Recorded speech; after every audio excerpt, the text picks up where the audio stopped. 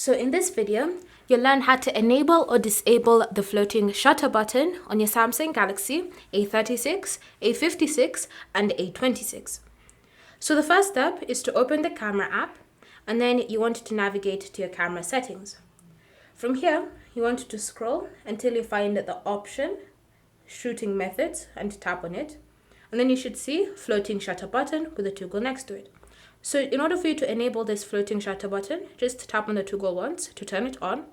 And once it's been turned on, you can now navigate back to the camera. You'll notice a floating shutter button will have appeared on your screen. And now you can move the shutter button to whatever position you'd prefer the shutter button to be on. Whether it's in the right, left, in the center of the screen, it's completely up to you.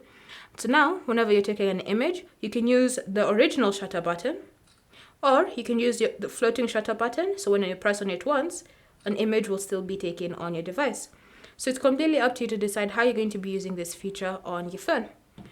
If you want to disable the floating shutter button, so you no longer want to use it, then all you need to do is just navigate back to your camera settings, scroll, select shooting methods, look for floating shutter button and tap on the toggle next to it to turn it off. Once it's been turned off, you'll now notice that the shutter button has successfully disappeared from the camera interface. Thank you for watching. If you have any questions or comments, leave them down below and we'll get back to you.